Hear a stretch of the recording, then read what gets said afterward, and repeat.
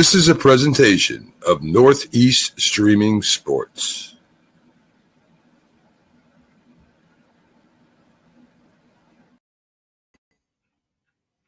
Hello, my friends, and welcome to the Dr. Sam Yankee Show. This show, of course, is part of the programming at the greatest Yankees site there is in the entire world. Start Spreading the News. Start Spreading the News has been providing content, free content. Everything we do is free. You really would be hard-pressed to find any other site that gives as much free content as we do every single day. We've been doing it since 2017. I mean, in a couple of years, we're going to be at 10 years of doing this. There's articles, unique articles every day at 6 a.m., 10 a.m., 2 p.m., plus the game thread, plus after the game, as long as it's not too late. And it's usually not happening on the West Coast, but the Yankees won't be on the West Coast for the rest of the year. There is the quick hit that provides the quick summary of what happened in that Yankee game. Hey, let's also remember to make today a great day. How do you make your day great? It's simple. Go out, look around, notice the goodness that is all around you. Take note of all the good that is around you. Once you see the good, you can't help but have a good day. And once you have a good day, once you make your day great, spread that kindness, spread that love, perpetuate the goodness, give it to other people. If, by some chance, you're in a down period, things just don't look good, you're saying there is nothing good. Yes, there is. It's within you. You can do this. Find a way to do something nice for somebody else. Even in your misery, and I hope you're never going through a bad period, but even at your lowest point, do something nice for somebody else. And then there's good. And then you can perpetuate that good. And you can make your day and other people's days even greater. Remember, when we give love, it comes back to us in greater amounts than we ever gave. All right, this program, as always, is brought to you by Artemisia Publishing. Artemisia Publishing is a wonderful publisher located in New Mexico. They are an independent, traditional publisher. They publish the same way the big, giant publishers do. Then they produce outstanding books, including numerous books written by me, like my award-winning novel, Scattering the Ashes. If you haven't read it yet, you're missing out. Hey, how about if there was something that you've always wanted to accomplish and you haven't been able to? Get a copy of 365.2, Going the Distance. That's my tale of my process the year I decided I would try to run every single day. Artemisia also published Roy White's wonderful biography, autobiography, From Compton to the Bronx, that I, of course, wrote with Roy White, and the wonderful book, The Least Among Them. Most of those written by me were award winners. So check out AP Books at apbooks.net. And again, don't forget to go to Start Spreading the News, the greatest, the most wonderful Yankee site there is. So about a month ago, on May 5th, the Yankees got hot. We didn't know it at the time. But they are playing phenomenal baseball for the last month and a day. Now, remember, I'm recording this during the day on Friday. So the Yankees played the Red Sox last night. I don't know what happened in the game. The game hasn't happened yet. But the Yankees, even outside of last night, whatever happens, and let's hope they won, have been playing unbelievably great baseball. Just listen to this streak they've been on. May 5th through May 7th, they played 3 games at Yankee Stadium against the San Diego Padres. The Yankees won 2 of 3. Then they went to the West Coast, played the A's, and won 2 out of 3. Then they played the Seattle Mariners and won 2 out of 3. Then they came home, played the Mets, and won 2 out of 3. Then the Rangers came into town, and the Yankees swept them. Then the Yankees went back out west. This is a grueling schedule. And they won 2 out of 3 in Colorado. Then they swept the Angels. Then they lost 2 out of 3 to the Dodgers. But of note, when they could have crumbled, they won the last game of the Dodgers series. And then they won 2 out of 3 just now against Cleveland. The Yankees are 38-23. To me, that looks like 15 games over 500. And they're doing great. Now, the Yankees have been in this position before many of the last few years. They're looking phenomenal. And then somehow a wheel falls off. Somehow something goes wrong. And then for weeks on end, the Yankees just can't seem to buy a win. And that's when it gets frustrating. But, my dear friends, it just doesn't feel like that this year. This year, and I don't know why, feels a little different. This team seems much more complete. You don't see this team making the kinds of mistakes that the Yankees of the other years did. Now, one thing about the Yankees in past recent years is that they were old and slow. And one of my concerns is that now with DJ LeMahieu playing every day and supposedly Giancarlo Stanton coming back, some of the athleticism that has led to the Yankees playing so well could go right by the board. You're going to take young players who can do a lot of things athletically, especially at bat and on the base paths, and replace them with 2 older guys who don't really move all that well and don't really get around the bases that well. That could really change things. But even with that, I shouldn't be. I'm reluctant to say this. Oh, how reluctant I am. But they're starting to make me believe. Now, they can change all that by losing 8 out of 10 or 25 out of 30 or 36 out of 45 or whatever, like we seem to see every year once the real summer comes. But they've been remarkable. And I thought it might be fun, just for a little bit today, to look at some of the Yankee players, starting with the pitching staff, which I've tended to ignore a bit. But my goodness, let's start with Max Fried. Max Fried has made 13 starts. He's 8-1.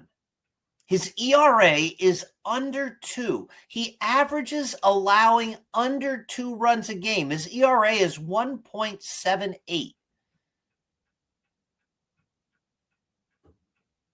He almost strikes out a batter an inning. In 81 innings, he struck out 77 batters. But I think the most impressive number is his WHIP. Now, WHIP stands for walks plus hits divided by innings pitched. I think WHIP is probably the most telling pitcher stat there is, because it breaks down how many base runners a pitcher allows. If your WHIP is 1.00, that means on average you let one runner either walk or by a hit every inning on average over the course of your season. If your WHIP is under 1, you're letting fewer than one runner get on base per inning. Now, one of the fundamental ideas and principles of baseball is you need base runners in order to score runs, obviously outside of the home run. But technically, a guy who hits a home run for the minutes or the moments he's running around the bases is a base runner. So the lower your WHIP, the more effective you are. And if you have a WHIP under 1, that's pretty darn good. And Max Fried's WHIP, believe it or not, this is crazy, 0.93. He is not even allowing an average of one guy on base by walk or hit every inning. That's just spectacular. Why does he have an 8-1 record? because he's not letting guys on. And as I noted also, he strikes out about a guy an inning. It's a great way to pitch. And he's having a great year. Oftentimes when players, pitchers, whatever positions come to the Yankees, there's a transition period. Fried has not had that. He has jumped right in and performed from the start. And it has been a pleasure, an absolute pleasure to see. All right. The next guy who finally is doing it, Carlos Rodon. He also has 8 wins. He's 8-3. His ERA is also nifty, 2.49.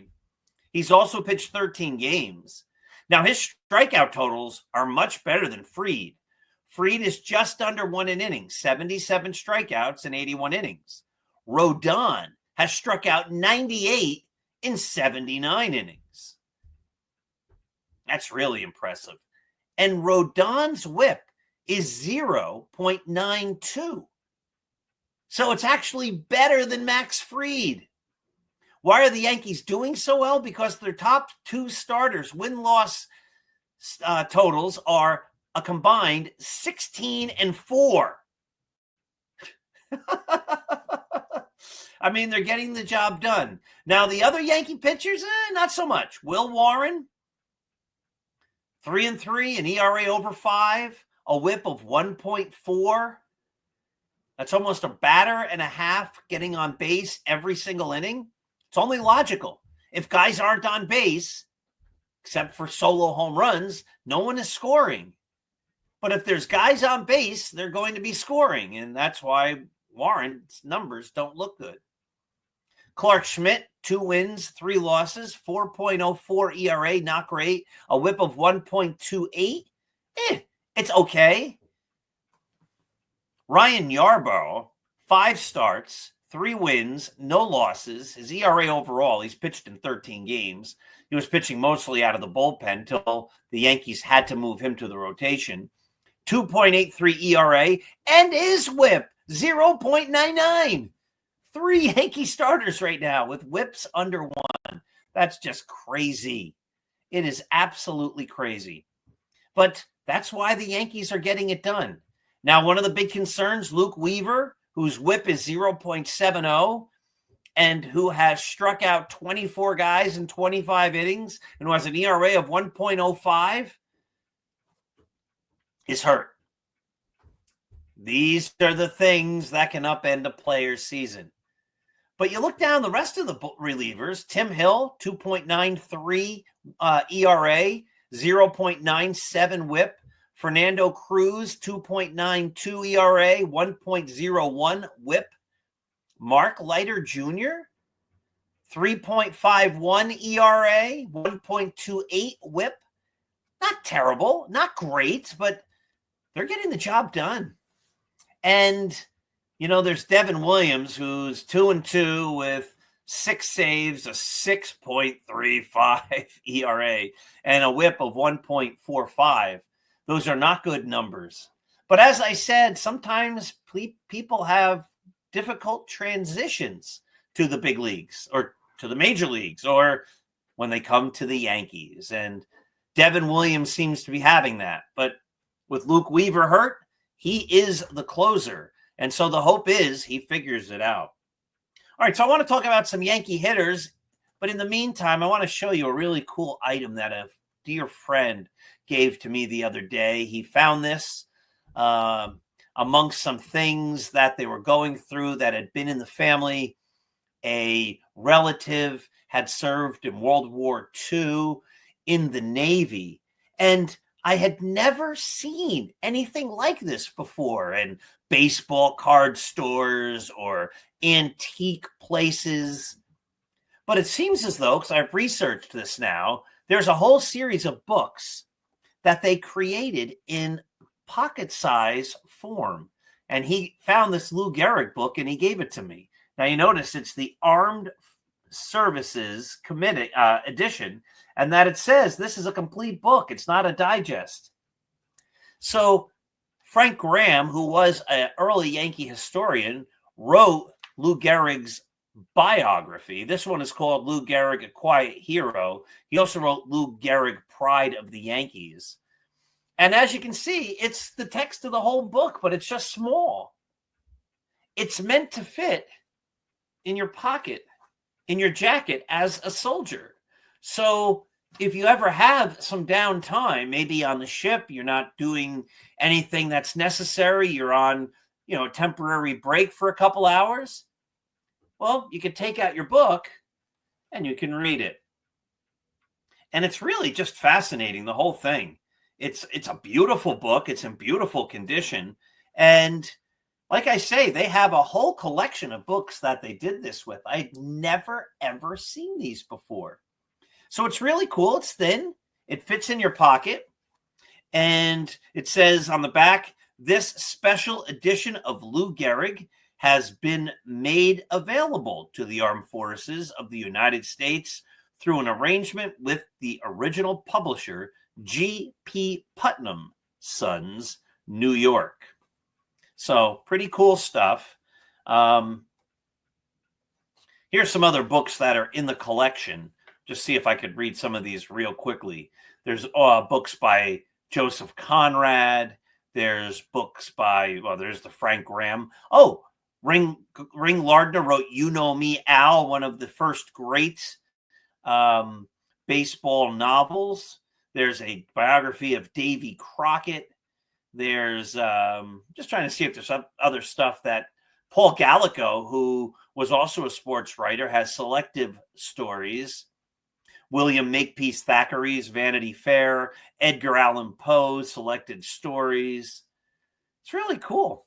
Really a cool thing. So if you're ever shopping around for something fun and unique that you'd like to give a baseball fan or a fan of literature or someone who likes to collect armed forces memorabilia, these are probably one of the best unique items you could find. So pretty cool. I'm glad to have that. We just celebrated Lou Gehrig Day. We talked a lot about Lou Gehrig last week. This is the week where they are remembering that 81 years ago was the D-Day invasion, which was the beginning of the end for Nazi Germany as the Allied forces landed in France and began their push to end the European war during World War II. So an important day. And of course, people remember that Yogi Berra, the great Yankee, was part of the D-Day invasion. That happened before he became a great Yankee, but he was serving his country in the Navy, and he did as so many others did. He answered the call of duty.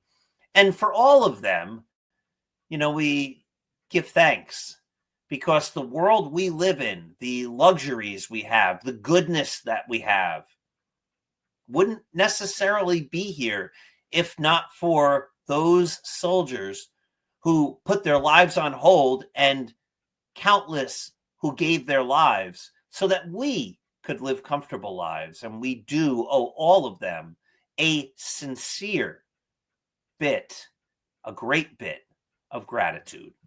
All right, so we have about little less than 10 minutes here.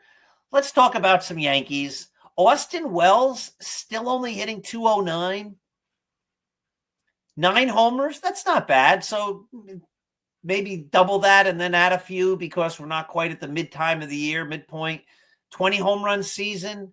He's on pace to maybe get about 65, 70 ribbies. It's not terrible. His OPS plus just under 100, and 100 would be an average player. He's been, I think a lot of people felt he was really going to hit. He hasn't yet. Some people are saying maybe he's banged up. But that was the reason that they gave last year why he didn't hit. So maybe I'm hoping he has a little bit of a second half. Paul Goldschmidt still at 323, only 6 homers. He's not a big power hitter anymore. 28 ribbies. He has been a delight. Now, Jazz Chisholm, good old Jazz. Jazz is a little over 200. I think I just noted that it's 207. That's because he had 3 hits on Thursday night. Before that, he was hitting about $188. Jazz needs to get more consistent. This is what I'm noticing. When he came to the Yankees, he hit like gangbusters for a couple of weeks, and then he really didn't hit. And then the season ended. Winter happens. This season begins. He goes on fire. He's hitting everything. He's hitting home runs. He's doing everything. And then he went through a long period where he didn't hit. And then he was hurt. And now he's back. And now he's hitting. He's got to figure out a way to sustain it. I also, as so many of you know, don't love the fact that he's playing third base. I get it. I don't like it. I would take my most athletic player, Jazz Chisholm, and play him at second base. I know DJ LeMahieu is there, but DJ is just not doing it, and DJ hasn't done it for a long time. He's had only one season since he signed that big contract where he has even been a league average hitter. His OPS plus this year is 74. His slugging is 308. His on-base percentage is 298. He just isn't doing it anymore, and he hasn't done it for years. Anthony Volpe is at 1.8 WAR. Let me give you a little trivia question here. What Yankee is second on the team in WAR? Judge is obviously first. Yeah, it's Anthony Volpe. We see a lot of his flaws, but his OPS plus is now 110. He's only hitting 237, but he's walking more this year. I'd like to see him steal more bases. He only has 7 stolen bases, and he's been caught 4 times. You got to have a better percentage than that. You don't want to have 7 steals out of 11 tries. That's not so great. It's not terrible. But let's get him running a lot more and becoming more successful too. But he's getting the job done. And he's performing incrementally better, albeit slowly, year after year. Jason Dominguez, 241, 6 homers. Andy Singer made the point the other day on Start Spreading the News that Dominguez has always been a better summer player, second half player. So, boy, it'd be something if he got hot and brought those numbers up. Aaron Judge is at 392. Listen to this. He's leading Major League Baseball in WAR at 4.9. The American League in runs at 57. The American League in hits at 89. All of baseball and batting average, 392. On-base percentage, 493. Slugging percentage, 758. OPS, which is on-base plus slugging, 1.250. OPS plus, 251. And total bases at 172. He also leads the league in intentional walks at 14. He has been remarkable. Now, Trent Grisham got off to a great start. He's now down to only 239. He does have those 13 home runs, but over his last month or so, he's hitting under 200, which is where he's been all of these last many years.